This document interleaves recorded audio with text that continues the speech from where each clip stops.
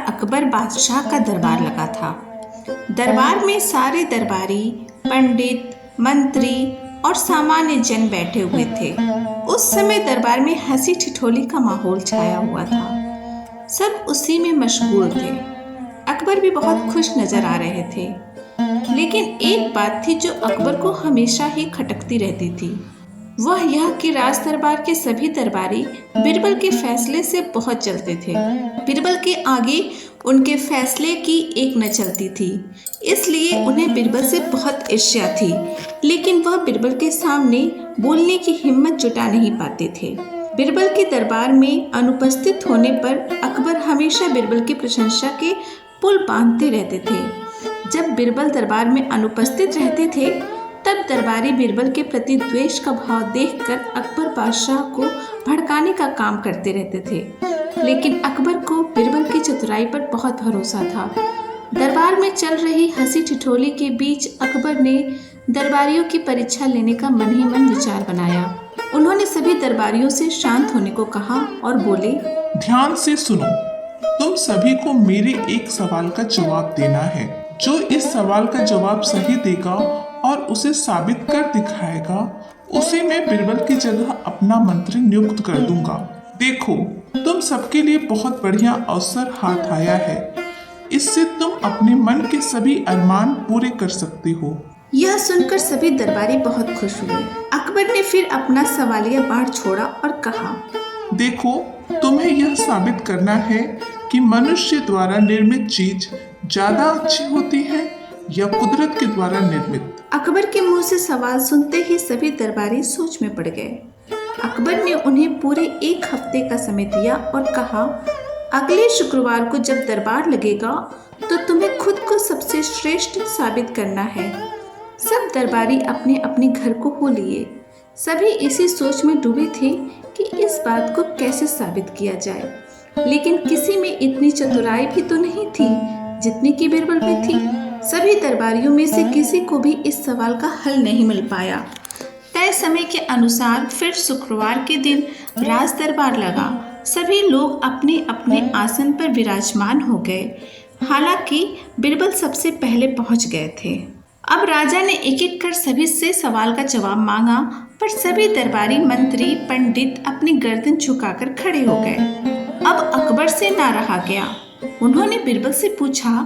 बिरबल ने बड़ी चतुराई भरा जवाब दिया, जहाँ पनाह, इसमें कौन सी बड़ी बात है? इसका जवाब बहुत ही आसान है, अभी लीजिए। कहकर वह अपनी कुर्सी से उठकर बाहर चले गए। यह देखकर दरबारियों में खुसर फुसर शुरू हो गई। एक कहने लगा, अरे यह क्या? बिरबल तो अकबर को जवाब देने के बजाय दरबार से उठकर बाहर चले गए। अकबर आराम से अपने सिंहासन पर विराजमान हो गए और बिरबल की प्रतीक्षा करने लगे। तभी एक कारीगर हाथों में पत्थर से निर्मित एक फूलों का बड़ा सा गुलदस्ता लेकर आया और राजा को गुलदस्ता देकर जाने लगा। राजा ने गुलदस्ता हाथ में लिया और उसकी सुंदरता देखकर गुलदस्ते की बहुत तारीफ की और अपने खजाने के मंत्री को आदेश दिया कि इस कारीगर को 1000 स्वर्ण मुद्राएं इनाम के तौर पर दी जाए। इनाम लेकर कारीगर खुशी खुशी बाहर चला गया। तभी अकबर के बगीचे का माली आया और एक बड़ा सा गुलदस्ता राजा को भेंट किया।